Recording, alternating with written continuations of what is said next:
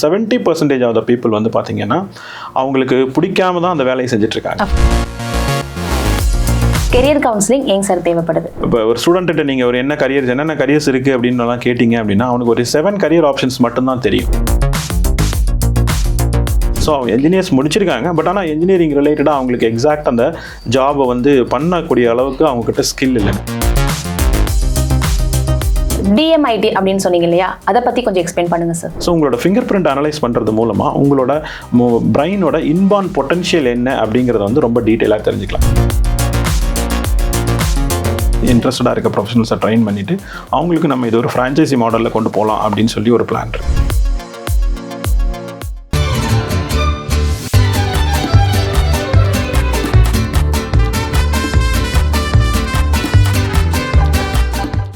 Hello வணக்கம் மக்களே, நான் உங்கள் Kavitha.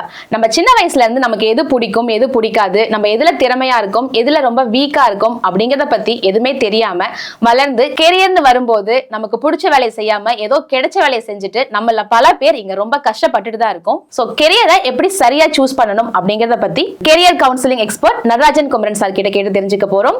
Students, parents, working professionals and entrepreneurs இவங்க எல்லாருமே வீடியோவை ஸ்கிப் பண்ணாம பாருங்க. வாங்க வீடியோக்குள்ள போகலாம். வணக்கம் சார். வணக்கம் மேடம். சார், கெரியர் கவுன்சிலிங்னா என்னங்க சார்? அதை பற்றி கொஞ்சம் எக்ஸ்பிளைன் பண்ணுங்க சார். இப்போ கரியர் கவுன்சிலிங் அப்படின்னா என்ன அப்படின்னு பார்த்தீங்க அப்படின்னா ஒரு ப்ரொஃபஷனல் ஹெல்ப் எடுத்துக்கிறது தான். நீங்கள் கரியரை சூஸ் பண்ணும்போது ஒரு ட்ரைன்டு ப்ரொஃபஷனல் கிட்ட போயிட்டு உங்களுக்கு என்ன உங்களோட இன்ட்ரெஸ்ட்டு உங்களோட ஸ்கில் பேஸ் பண்ணி உங்களுக்கு என்ன கரியர் சூட் ஆகும் அப்படிங்கிற மாதிரியான ஒரு அனலைசிஸ் பண்ணக்கூடிய ஒரு ப்ராசஸ்க்கு பேர் தான் கரியர் கவுன்சிலிங் அப்படின்னு சொல்லலாம். நம்ம கெரியர் கவுன்சிலிங் ஏன் சார் தேவைப்படுது? இப்போ பார்த்தீங்க அப்படின்னா இன்றைக்கி இருக்கிற ஸ்டூடெண்ட்ஸில் வந்து பார்த்தீங்க அப்படின்னா பெரும்பாலான ஸ்டூடெண்ட்ஸுக்கு வந்து கரியர் ஆப்ஷன்ஸ் அப்படின்னா என்ன கரியர் ஆப்ஷன்ஸ் இருக்குது அப்படின்னு தெரிய மாட்டேங்குது. ஸோ இப்போ லேட்டஸ்ட் சர்வே படி என்ன சொல்கிறாங்க அப்படின்னா இப்போ ஒரு ஸ்டூடெண்ட்டு நீங்கள் ஒரு என்னென்ன கரியர்ஸ் இருக்குது அப்படின்னு கேட்டிங்க அப்படின்னா அவனுக்கு ஒரு 7 கரியர் ஆப்ஷன்ஸ் மட்டும்தான் தெரியும். ஸோ ஃபார் எக்ஸாம்பிள் டாக்டர் தெரியும், இன்ஜினியர் தெரியும், லாயர், ஆர்கிடெக்ட், கொஞ்சம் அந்த மாதிரி ஒரு 7 கரியர் தான் ஆனால் ஆவரேஜ் ஒரு ஸ்டூடெண்ட்டுக்கு தெரியுது அப்படின்ற வந்து சொல்கிறாங்க.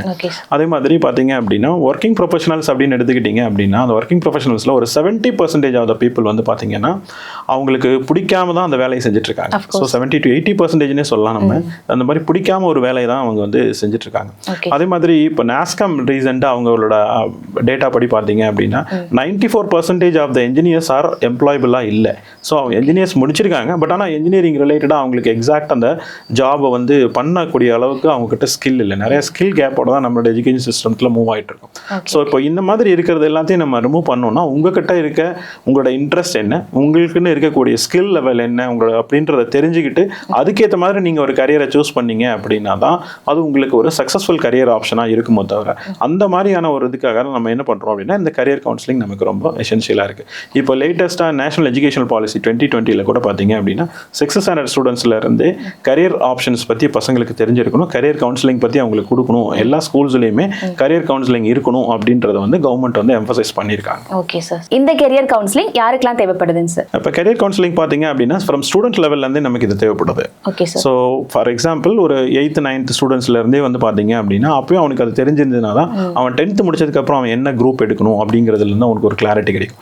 இதே மாதிரி 11th 12th முடிச்சதுக்கப்புறம் அவன் என்ன மாதிரியான டிகிரிஸ் சூஸ் பண்ணணும் அப்படிங்கிறதையும் அவன் இதன் மூலமாக தெரிஞ்சுக்க முடியும். இப்போ டிகிரி முடிச்ச ஸ்டூடெண்ட்ஸ்க்கு பார்த்தீங்க அப்படின்னா ஹையர் ஸ்டடீஸ் போகணும். ஹையர் ஸ்டடீஸ் போகும்போது எந்த மாதிரியான ஸ்பெஷலைசேஷன்ஸ் எடுக்கணும், நம்மகிட்ட இருக்க ஸ்கில் லெவலுக்கு ஏற்ற மாதிரி மேட்ச் ஆன மாதிரி இருக்குது, இண்டஸ்ட்ரியோட நீடுக்கு ஏற்ற மாதிரி நம்மளோட கரியர் ஆப்ஷன்ஸ் பண்ணணும் அப்படிங்கிறதுனால ஸ்டூடெண்ட்ஸ் லெவலில் இருந்து ஒர்க்கிங் கிராஜுவேட்ஸ்லேருந்து ஒர்க்கிங் ப்ரொஃபஷனல்ஸ் வரைக்குமே வந்து இந்த கரியரில் இது தேவைப்படும். அதேமாதிரி ஒர்க்கிங் ப்ரொஃபஷனல்ஸ் பார்த்தீங்க அப்படின்னா ஒரு ஜாபில் இருப்பாங்க, ஒரு கரியரில் இருப்பாங்க, இப்போ கரியர் ஸ்விட்ச் ஆகணும்னு நினைப்பாங்க. அவங்களுக்கும் அந்த டைமில் வந்து அவங்களும் இந்த மாதிரி ஒரு அனாலிசிஸ் பண்ணிக்கிட்டாங்கன்னா அசஸ்மெண்ட் பண்ணிவிட்டு அந்த கரியர் ஆப்ஷன்ஸ் பண்ணாங்க அப்படின்னா அவங்களோட ஸ்கில் அவங்களோட இன்ட்ரெஸ்ட்டுக்கு ஏற்ற மாதிரி வந்து போனாங்க அப்படின்னா ஒரு யூஸ்ஃபுல்லாக இருக்கும், அவங்களுக்கு சக்ஸஸ்ஃபுல் கரியராக அவங்களுக்கு அமையறதுக்கு வாய்ப்பு இருக்குது. இந்த கரியர் கவுன்சிலிங்கை நீங்கள் எப்படி பண்ணிட்டு இருக்கீங்க சார்? நம்ம இங்கே பார்த்தீங்க அப்படின்னா நாமக்கல்ல வந்து நம்ம brain tracker career counselling and guidance services அப்படின்ற ஒரு கன்சர்ன் பண்ணிட்டு இருக்கோம். ஸோ இதில் வந்து பார்த்தீங்க அப்படின்னா we are using 2 different techniques. So ஒன்று வந்து பார்த்தீங்க அப்படின்னா DMIT அப்படின்னு சொல்லுவோம், that is dermatoglyphics multiple intelligent test அப்படின்ற ஒரு டெக்னிக். இன்னொரு டெக்னிக் வந்து பார்த்தீங்க அப்படின்னா artificial intelligence powered psychometric analysis. இந்த 2 டெக்னிக் விதமாக வச்சுட்டு நம்ம வந்து இப்போ ஸ்டூடெண்ட்ஸுக்கு ப்ரொஃபஷனல்ஸுக்கு எல்லாத்துக்குமே நம்ம வந்து கரியர் கைடன்ஸ் கொடுத்துட்ருக்கோம். DMIT அப்படின்னு சொன்னீங்க இல்லையா, அதை பற்றி கொஞ்சம் எக்ஸ்பிளைன் பண்ணுங்க சார். டிஎம்ஐடி அப்படிங்கிறது பார்த்தீங்கன்னா டெர்மட்டோகிளைஃபிக்ஸ் மல்டிபிள் இன்டெலிஜென்ட் டெஸ்ட் அப்படிங்கிறத ஷார்ட் ஃபார்ம் தான்.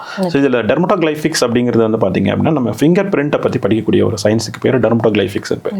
மல்டிபிள் இன்டெலிஜென்ஸ் அப்படின்றது பார்த்தீங்கன்னா மல்டிபிள் இன்டெலிஜென்ஸ் தியரி அப்படிங்கிறது இன்னொரு தனி ஒரு பார்ட்.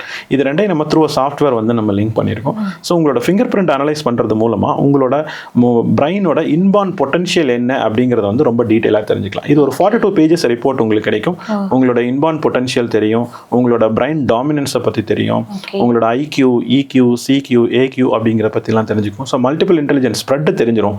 மல்டிபிள் இன்டெலிஜென்ஸ் ஸ்ப்ரெட் தெரிஞ்சிச்சுன்னா அதை பேஸ் பண்ணி உங்களோட எக்ஸ்ட்ரா கரிக்குலர் ஆக்டிவிட்டீஸ் உங்களுக்கு என்னெல்லாம் பண்ண முடியும், எது உங்களுக்கு பெட்டராக வரும், அதே மாதிரி உங்களோட ஸ்ட்ரீம் செலெக்ஷன்ஸ் பண்ணலாம். நீங்கள் வந்து ஆஃப்டர் 10th வந்து நீங்கள் வந்து உங்களோட சயின்ஸ் குரூப் எடுக்கணுமா, இல்லை காமர்ஸ் குரூப் எடுக்கணுமா, ஆர்ட்ஸ் குரூப் எடுக்கணுமா அப்படிங்கிறத பற்றி தெரிஞ்சுக்கலாம். அதுக்கப்புறமா இந்த மல்டிபிள் இன்டெலிஜென்ஸ் ஸ்ப்ரெட்டை பேஸ் பண்ணி உங்களோட கரியர் ஆப்ஷன்ஸும் இதில் உங்களுக்கு மேப் ஆகிடும். ஸோ என்ன மாதிரியான கரியர்ஸ் வந்து உங்களுக்கு சூஸ் ஆகும் அப்படின்னு இது ஒரு டீட்டெயிலாக ஒரு 46 பேஜஸ் ரிப்போர்ட் நம்ம உங்களுக்கு ஜென்ரேட் பண்ணி கொடுப்போம். அது மூலமாக வந்து நீங்கள் வந்து ஒரு பண்ண முடியும், உங்களோட கரியருக்கு வந்து நீங்கள் மேப் பண்ணுறதுக்கு யூஸ் ஆகும். இது வந்து லைஃப்பில் ஒன் டைம் எடுத்தால் போதும். நீங்கள் ஏன்னா ஃபிங்கர் பிரிண்ட் அப்படிங்கிறது வந்து பார்த்தீங்கன்னா ஒரு டைம் நமக்கு ஃபார்ம் ஆகிடுச்சு அப்படின்னா அது மறுபடியும் மாற போகிறது கிடையாது. ஸோ அப்போ அதனால் ஒன்ஸ் இன் லைஃப் டைம் நீங்கள் இந்த ரிப்போர்ட் எடுத்தீங்க அப்படின்னாலும் இது போதுமாக இருக்கும். சைக்கோமெட்ரிக் அசஸ்மெண்ட்னா என்ன சார், அதை பற்றி கொஞ்சம் எக்ஸ்பிளைன் பண்ணுங்கள் சார். சைக்கோமெட்ரிக் அசஸ்மெண்ட் அப்படிங்கிறது பார்த்தீங்க அப்படின்னா இது ரொம்ப காலமாக நம்ம யூஸ் பண்ணிட்டு இருக்கக்கூடிய ஒரு டெக்னிக் தான். இது நம்ம பண்ணுறது வந்து பார்த்தீங்க அப்படின்னா AI powered psychometric assessment. So இதில் ஆர்டிஃபிஷியல் இன்டெலிஜென்ஸ் இப்போ லேட்டஸ்ட்டாக நம்ம அதுவும் இதில் இன்கார்பரேட் பண்ணியிருக்கோம். இதில் என்ன பார்த்தீங்க அப்படின்னா அவங்களோட கிரேட், பசங்க என்ன கிரேட் படிக்கிறாங்களோ அதுக்கேற்ற மாதிரி அவங்களுக்குன்னு ஒரு கொஷினஸ் வந்து சூட்டப் ஆகும். ஸோ அவங்களோட ஃபர்ஸ்ட் அவங்க வந்து அவங்களோட இன்ட்ரெஸ்ட் என்ன அப்படின்றத அவங்க ரெக்கார்ட் பண்ணுவாங்க, என்னென்ன சப்ஜெக்ட் வைஸ் அவங்களோட இன்ட்ரெஸ்ட். அதை போட்டதுக்கு அப்புறமா வந்து பார்த்தீங்க அப்படின்னா ஆட்டோமேட்டிக்காக வந்து ஒரு கொஷினர்ஸ் வந்து ஜென்ரேட் ஆகும்.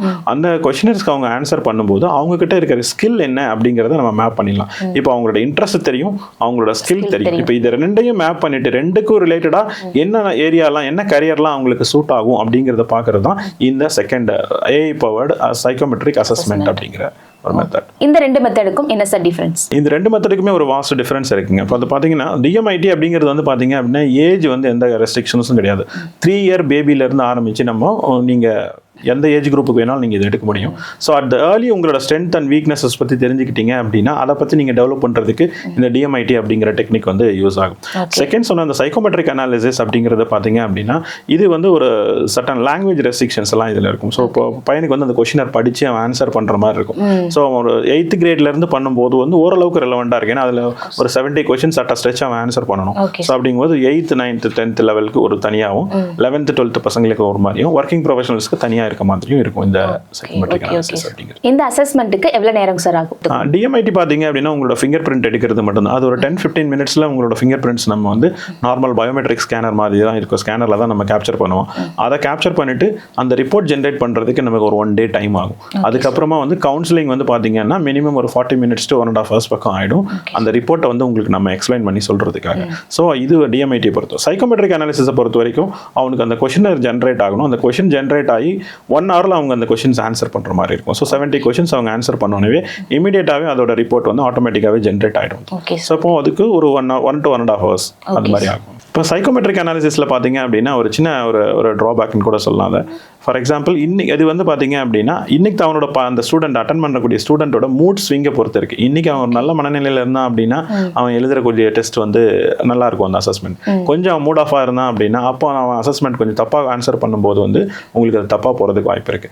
ஆனால் டிஎம்ஐடியில் இந்த மாதிரியான இதுவும் கிடையாது. ஸோ அப்போ அவனோட ஃபிங்கர் பிரிண்ட்டை பேஸ் பண்ணது அப்படிங்கிறனால ஒரு டைம் ஃபிங்கர் பிரிண்ட் உங்களுக்கு டெவலப் ஆயிடுச்சுன்னா மறுபடியும் அது எதுவும் மாற போகிறது இல்லை. அதனால based on finger prints patterns தான் நம்ம இதை பண்ண போகிறோம். அப்படிங்கும்போது ஒரு ஸ்லைட் ஓவர் எட்ஜ் இந்த டிஎம்ஐடிக்கு சைக்கோமெட்ரிக் அனாலிசிஸோட இருக்கு அப்படின்னு சொல்லலாம். சார் நீங்க இவ்வளோ விஷயங்கள் சொன்னீங்க இல்லையா, எனக்கே ரொம்ப கியூரியாசிட்டியா இருந்துச்சுங்க சார். நீங்க எப்படி இந்த ஃபீல்டை சூஸ் பண்ணீங்க, அதை பத்தி என்கிட்ட கொஞ்சம் ஷேர் பண்ணுங்க சார். ரொம்ப அருமையான ஒரு கொஸ்டின் கேட்டீங்க. ஸோ பேசிக்கலி நான் வந்து ஒரு காலேஜ் லெக்சரர். டீச்சிங் தான் எனக்கு ரொம்ப பிடிச்ச ப்ரொஃபஷன் அப்படின்னு சொல்லிட்டு டீச்சிங்ல தான் என்னோட கரியர் ஸ்டார்ட் பண்ணேன். Okay sir. So after some time ஒரு ஸ்கூல் ஒன்று ரன் பண்ணிட்டு இருந்தோம். அந்த ஸ்கூல் ரன் பண்ணிட்டு இருக்கும்போது பசங்களுக்கு புதுசாக ஏதாவது பண்ணணும் அப்படின்ற ஒரு தேடல் கிடையில தான் வந்து நான் இந்த டிஎம்ஐடி பற்றியும் சைக்கோமெட்ரிக் அசஸ்மெண்ட் பற்றியெல்லாம் தெரிஞ்சுக்க ஆரம்பித்தேன். என்னோட டிஎம்ஐடி ரிப்போர்ட் எடுத்து நம்ம போது பார்த்தீங்க அப்படின்னா அந்த டிஎம்ஐடியில் வந்து எனக்கு இந்த கவுன்சிலிங் அப்படின்ற ஒரு ஏரியா வந்து பார்த்தீங்க அப்படின்னா எனக்கு வந்து மேக்ஸிமம் ஸ்டார்ஸ் அதில் கிடைச்சிருந்தது. ஸோ என்னோட பெட்டர் ஒரு ஆப்ஷனாக இருக்கும் அப்படிங்கிறது எனக்கு அதில் வந்து தெரிஞ்சுக்கிட்டேன். ஸோ அதுக்கப்புறம் ஒரு கரியர் ஷிஃப்ட் ஆகணும் அப்படின்னு நினச்சப்போ எனக்கு கொஞ்சம் நமக்கு ஒரு நல்ல ரிவார்டிங்காகவும் இருக்கணும், ப்ளஸ் வந்து நமக்கு ஒரு சாட்டிஸ்ஃபேக்ஷன் என்னோட பேஷனாகவும் இருந்து தோணுச்சு அது. ஸோ அதனால நான் என்ன பண்ணேன் அப்படின்னா கொஞ்சம் கவுன்சிலிங் சைடில் அப்படின்னு சொல்லிட்டு ஆரம்பிச்சு இது நம்ம பண்ணிட்டு இருக்கோம் நம்ம. இந்த டிஎம்ஐடி டெக்னிக் வந்து புதுசா இருக்குங்க சார். இப்போ இருக்க யங்ஸ்டர்ஸ் இது ஒரு கெரியரா எடுத்து பண்றாங்க அப்படின்னா அதுக்கு நீங்க ஆப்பர்ச்சுனிட்டிஸ் கொடுக்குறீங்களா? இப்போ பார்த்தீங்க அப்படின்னா நாங்கள் வந்து ஃப்ரான்ச்சைசி மாடல் ஒன்று அரேஞ்ச் பண்ணியிருக்கோம். ஸோ இப்போ அதுபடி பார்த்தீங்க அப்படின்னா இந்த மாதிரி அந்த ப்ரொஃபஷனல்ஸை நம்ம ட்ரெயின் பண்ணிட்டு இன்ட்ரெஸ்டடாக இருக்க ப்ரொஃபஷனல்ஸை ட்ரெயின் பண்ணிட்டு அவங்களுக்கு நம்ம இது ஒரு ஃப்ரான்ச்சைசி மாடலில் கொண்டு போகலாம் அப்படின்னு சொல்லி ஒரு பிளான் இருக்குது. ஸோ இன்ட்ரெஸ்டடாக இருக்கிறவங்க வந்து காண்டாக்ட் பண்ணாங்க அப்படின்னா நம்ம அந்த மாடல் பற்றி அவங்ககிட்ட நம்ம பேசலாம். இவ்வளவு நேரம் உங்ககிட்ட பேசினதுல ஒரு புதுவிதமான விஷயத்தை பத்தி நான் தெரிஞ்சுக்கிட்டதுல ரொம்பவே ஹாப்பி சார். இந்த டெக்னிக் நிறைய பேர்த்த போய் சேர்ந்து அவங்களும் அவங்களோட கெரியரை ரைட்டா சூஸ் பண்ணணும் அப்படின்னு சொல்லி எங்களுடைய சேனல் மூலமா மனமார்ந்த வாழ்த்துக்கள் சார். நன்றி. என்ன ஃப்ரெண்ட்ஸ், லைஃப்ல ஒவ்வொரு ஸ்டேஜும் கரெக்டா மூவ் ஆகணுமா, நம்மளோட பிளஸ் மைனஸ் ஸ்ட்ரென்த் வீக்னஸ் இதெல்லாம் தெரிஞ்சுக்கணுமா, அதே மாதிரி நம்மளோட கெரியரை ரைட்டா சூஸ் பண்ணணும் அப்படின்னா டிஸ்பிளேல சாரோட நம்பர் போயிட்டு இருக்கும், அந்த நம்பருக்கு கால் பண்ணி கேட்டுக்கோங்க. இதே மாதிரி இன்னொரு பதிவுல நான் வந்து உங்களை சந்திக்கிறேன். அது வரைக்கும் உங்களிடமிருந்து விடைபெறுவது நான் உங்கள் கவிதா. தேங்க்ஸ் ஃபார் வாட்சிங். அமேசான், பிளிப்கார்ட் போன்ற இ-காமர்ஸ் சைட்ல எந்தெந்த நாட்களில் என்னென்ன பொருட்கள் எவ்வளோ ஆஃபரில் இருக்குன்னு நம்மள நிறைய பேருக்கு தெரியாது.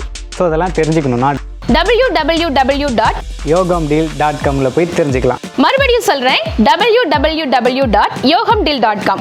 திரும்ப ஒரு முறை சொல்கிறேன், www.yogamdeal.com அப்படின்ற வெப்சைட்டில் போய் நீங்கள் தெரிஞ்சுக்கிங்க. அது மட்டும் இல்லாமல் யோகம் டீல் அப்படிங்கிற டெலிகிராம் சேனலும் இருக்கு. யோகம் டீல்ன்ற சேனலை நீங்கள் சர்ச் பண்ணி அதுல கூட நீங்க ஜாயின் பண்ணிக்கலாம். தேங்க்யூ.